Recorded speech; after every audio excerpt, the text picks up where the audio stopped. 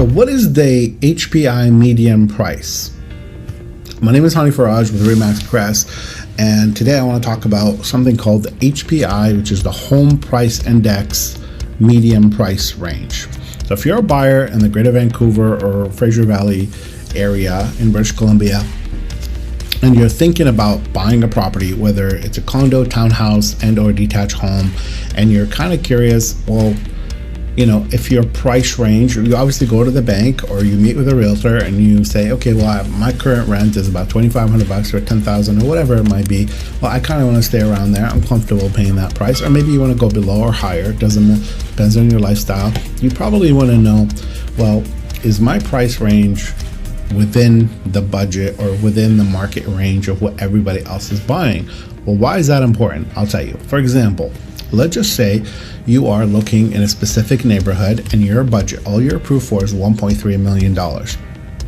Then what happens, you look in a specific neighborhood and you want to buy a detached home or a condo or whatever, and the HPI, it's Home Price Index median price range, is 1.6 or 1.5 or 1.9 or whatever. What that means is everybody is buying above your budget. Does that make sense? Everybody's buying. So let me ask you this. If the going rate for an iPhone is $2,000 and your budget is $1,400, you may need to get a different device. It's the same idea when it comes to houses. Is if everybody and their grandmother is buying in the sweet spot of 1.6 or whatever, then your 1.3 budget is too low for this area. And maybe you'll find something, but you're gonna have to be, you know, kind of settle for something with a defect, if that makes any sense. You may have to settle for a property that has some issues or something like that, or maybe you're going to have to put some sweat equity or whatnot. So I hope that makes sense. The same thing with a condo, the same thing with if you're buying a townhouse. We have, as realtors, we have a ton of data around what's selling, what's not, what's active, what's expired, and you can kind of guess, you know, specifically how many sales are happening in this price range, and this price range, and this price range, and you can kind of extrapolate a lot of this information directly.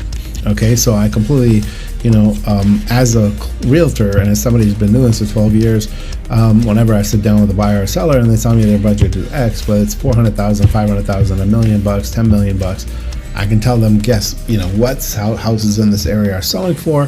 What we should expect is going to be top tier, medium tier, or the bottom, the entry level, what we call, not the bottom, the entry level. And I hope that kind of helps. Now, if you're unsure about what you can afford based on your price, then let me know. Another thing that I look for that's really important in my humble opinion is we look at something called a sold to list price. What is the sold price versus the list price, or as a ratio? For example, let's say you're a buyer, you're looking in a specific area, and let's say your budget is only $500,000. Well, sometimes I tell people, look, maybe look at 525. You know, because in a specific area, homes are selling for 95% of asking. Okay, so 5% of 525 is, guess what? Around 525, 500,000.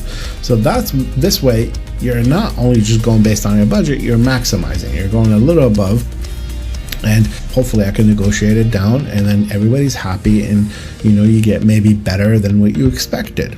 Okay, and I'll give you an example of how that worked. There's a client of mine who was looking in December.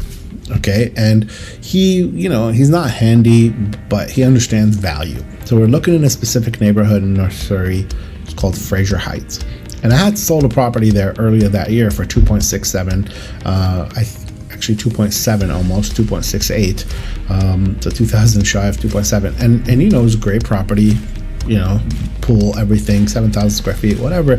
But my client, this other client, wanted to buy something. His budget was only 1.3. So we kept looking and looking, and every time we're looking, 1.5, 1.6, 1.7. At the time, Fraser Heights, North Surrey, was selling detached for 1.7.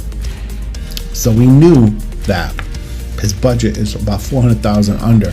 So we kept looking at stuff, and I remember even going one property that was a previous grow up that was remediated, mind you. And it was like, had 6 offers on it in December.